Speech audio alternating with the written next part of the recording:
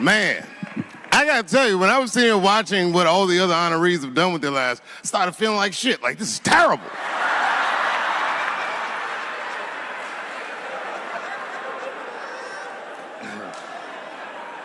And then Bobo brought me up and started out good with that Ali picture, and then it just, whew. But that coloring book that was in the picture, I know the Alis are here, that coloring book, my mother has it. And Champ, he signed it. You know, the greatest, he signed it, Muhammad Ali. And his sparring partner was there that day. And his sparring partner signed it, said the next heavyweight champion of the world, Larry Holmes. And he was. And 2-year-old Dave Chappelle colored all in that shit and just ruined the book.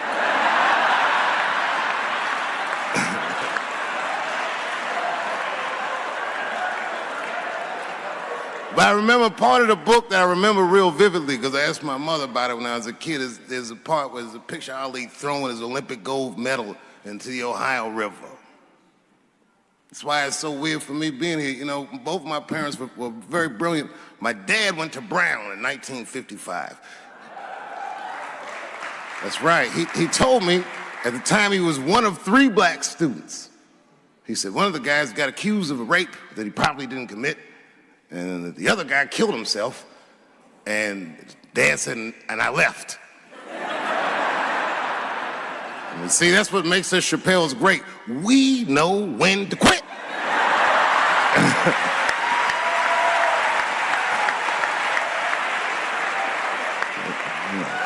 We all just live to fight another day.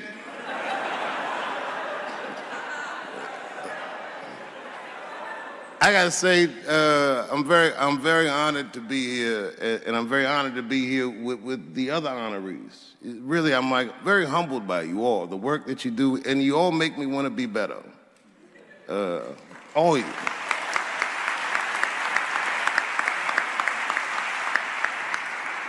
And you know, I was gonna stop doing stand-up for a while because 4 comedy specials in a year is like, that's a lot, you know. But you know, shout out to my colleagues in comedy. I just want to say that in a way, this for me belongs to my mother primarily, who was an African American studies professor, and a lot of the content that I say, she raised me well. I'm not an uninformed person. But also, you know, my colleagues in comedy, like comedians have been getting beat up pretty bad recently, and we're somehow nowadays expected to speak with the precision of attorneys or politicians. We are not. I always think of James Baldwin. You know, James Baldwin was one of my favorite writers because he managed to tell white people what they feel like to be around.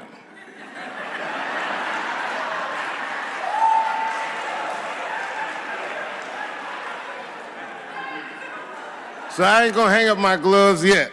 I think I got one more special in me. So to quote Baldwin, God gave Noah the rainbow sign. It's no more water, it's the fire next time. Thank you very much. And so if you would, please join me in welcoming Dave Chappelle home again.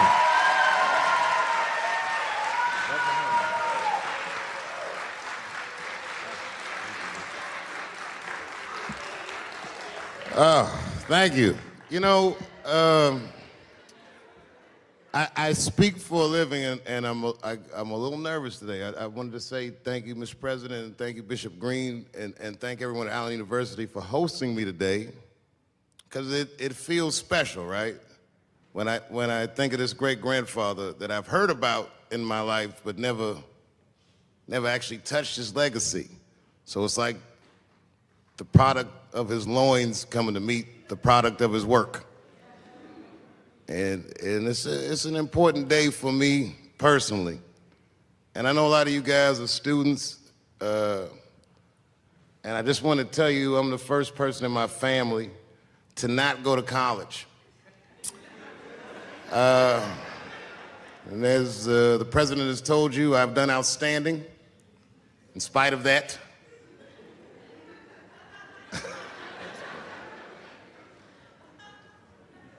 but one thing I did want to say, and one thing today just made me think about, for all the things that I've done, I'm most renowned for what I didn't do.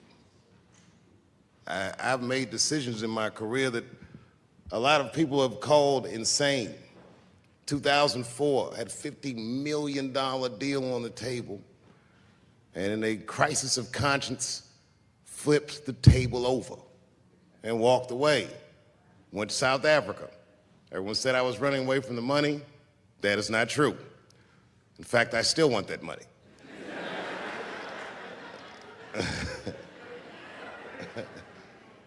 The idea that I wanted to just share with you guys is the idea that sometimes you do what you think is best, whether anybody understands it or not. I heard a story about my father where someone told me he used to do statistics for a company in D.C. The company he did statistics for started doing business with the South African government, so he quit his job. It's caused a lot of problems between him and his wife. It's hard for a man when he can't provide for his family the way he wants to, and he suffered through it. And a generation later, when I had my crisis of conscience, I was able to go to a free South Africa and get away from the heat. This idea that what you do in your lifetime informs the generations that comes after you is something I keep thinking about, something that is so much bigger than just ourselves. And today I'm standing in front of you guys, and I know you guys are like, oh, I know you're bored. But I see family of mine in the front row some who I've never met, and I just realize how all of us are connected. That my great-grandfather built something more substantial than buildings. He built a community, and he built, more importantly than a community, he built a way. You know, so I'm very grateful. Very grateful. Hello, police. I just saw him saying, you know what I mean? He's standing over like, so this is what black people talk about.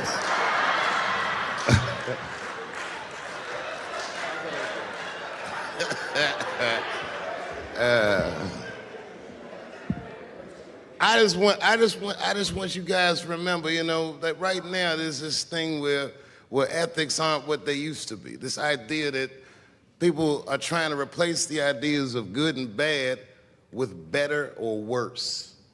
And that is incorrect. You gotta keep your ethics intact because good and bad is a compass that helps you find the way. And a person that only does what's better or worse is the easiest type of person to control. They are a mouse in a maze that just finds the cheese. But the one who knows about good and bad will realize that he's in a maze. So, that being said, I just hope that all of you guys transcend whatever you see as your obstacles and that you live outstanding lives and that you stay connected to your communities because you have so much power there, and that you grow your communities and you diversify your communities, and that you don't let anybody tell you you can't or to be afraid. It's okay to be afraid because you can't be brave or courageous without fear. The idea of being courageous is that even though you're scared, you just do the right thing anyway. So in 2004, I walked away from $50 million, and in November, I made a deal for $60 million. So,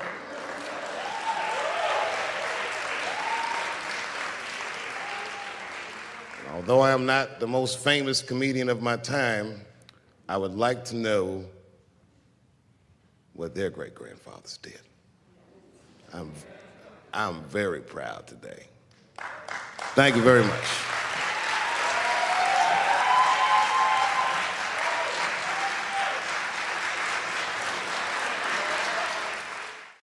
Boy, comes as a complete surprise.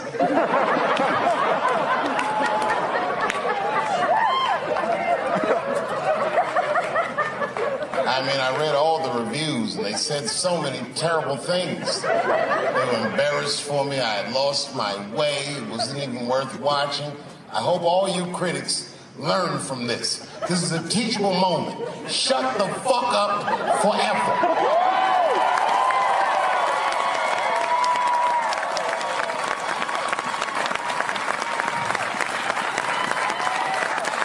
Two in a night. These aren't them. These are the ones I won for the other ones, motherfucker. I would like to thank my editor who was nominated. Unfortunately, he did not win, but I couldn't have been more honored to work with Jeff Urine.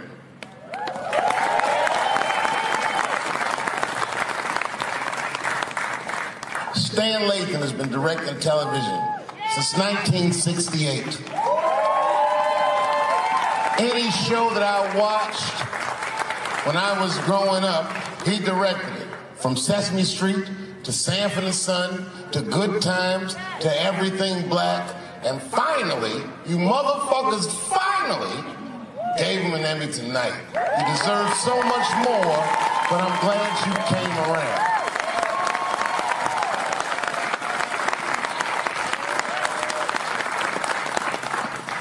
I'd like to shout out all the other nominees tonight. Tiffany Haddish and Patton Oswalt and Hannah Gatsby and Brother Mulaney. You guys are an inspiration to me, and I'm honored to be nominated with you. I'm sorry that you didn't win tonight, but who gives a fuck anyway? It's a special night because comedy gets to be itself. It's all we've ever wanted. I hope the war is over. We good? And as always, I'd love to thank my wife, Elaine.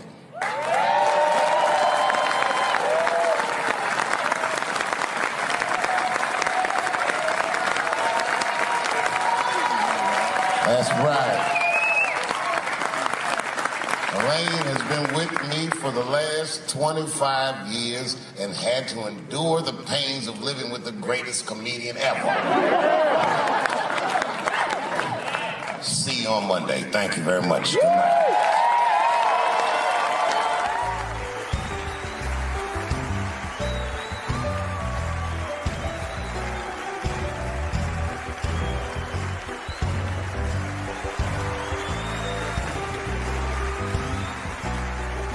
Thank you. Thank you. Thank you. I like not knowing what's going to happen. I like making memories. Sometimes I do all this crazy shit around my colleagues just so that they can tell their friends I did it. But rather than talk about myself, just briefly, I want to just talk about my genre. Stand-up comedy is an incredibly American genre. I don't think any other country could produce this many comedians. And unbeknownst to many people in this audience, I don't think there's opinion that it exists in this country that is not represented in a comedy club by somebody. Each and every one of you has a champion in the room. We watch you guys fight, but when we're together, we talk it out. I know comics that are very racist, and I watch them on stage, and everyone's laughing, and I'm like, that motherfucker means that shit.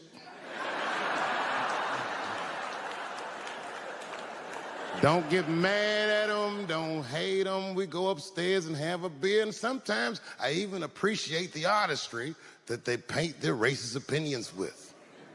Man, it's not that serious. The First Amendment is first for a reason. The Second Amendment is just in case the first one doesn't work out.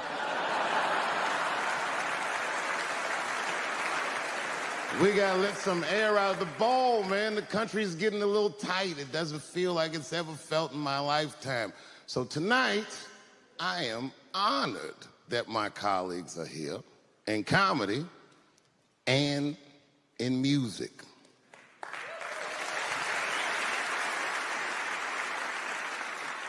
And I want everyone in America right now to look at me. Look at me smoking indoors.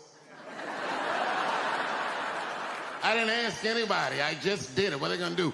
Kick me out before I get the prize? No, nigga, this is called leverage.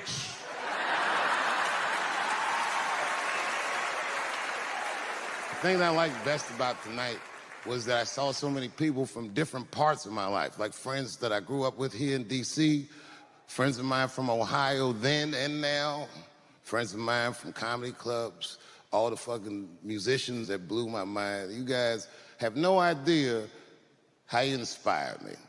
I want to give a special shout out to my OG, Tony Woods. Miles Davis has a quote. It's one of my favorite. Miles Davis said so much cool shit, but one of the things he said I always loved, he said, it took me years to learn how to play like myself. You know, he would watch other musicians and he would try to play like Dizzy or Bird, or all the guys who were great. Tony Woods was my Dizzy and Bird. If I was a Miles, I was trying to play like you. You were the first person I ever saw do it absolutely right. You were fearless and you told the truth. There's something so true about this genre, when done correctly, that I will fight anybody that gets a true practitioner of this art form's way, because I know you're wrong. This is the truth, and you are obstructing it. I'm not talking about the content, I'm talking about the art form. Do you understand? Do we have an agreement? And what I really wanted to say tonight, and I'm glad I get the platform to do it, I'm gay. I am gay, and I can't wait to see what this does for my career, being gay like this. So many special shout-outs. One of the main architects of the comeback of the century, my brother and my mentor, the mighty Stan Lathan. I never dreamed that I would be able to work with someone as great as you. These last 5 specials, straight fire. I wouldn't want to do another special with anybody else but you. So eat your motherfucking vegetables and live as long as you can, because we doing a few more of these bitches. Neil Brennan, your speech made me cry, because it reminded me of all those hard days of work and all that money I never got for it. The other real special shout out I gotta make, because none of this would have been possible on any level without this person, is my mother. Mom. My mother. Mom. You have no idea what I put this woman through. If you had just given birth to me, that would have been more than enough. But the fact that she raised me and raised me well. We had a real oral tradition in our house. I knew the word griot when I was a little boy. A griot was a person in Africa who was charged with keeping the stories of the village. Everyone would tell a griot the stories, and they would remember them all so that they could tell future generations. And when they got old, they'd tell them to someone else. And they say in Africa, when a griot dies, it's like a library was burnt down. And my mother used to tell me, before I ever thought about doing comedy, she said, you should be a griot. And she'd fill me with every story of black life. You know, she's educated in African-American studies, and she would let me understand the context that I was being raised in, that I'm being raised in a hostile environment that I have to tame. By the time I was 14 years old, I was in nightclubs, mastering an adult world. It was terrifying. Crack epidemic was going on, and my mother would hear gunshots outside and be scared to death. Maybe it's my son. But early in my career, if you remember, Mom, you used to sit in the club with me. She'd do a full day of work. You'd be back there falling asleep, just waiting for me to go on. She would watch my show every night. Do you know how long that car ride is home?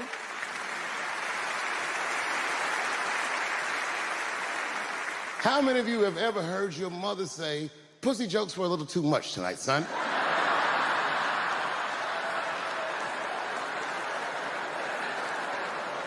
I was a soft kid. I was sensitive, I'd cry easy, and I would be scared to fist fight.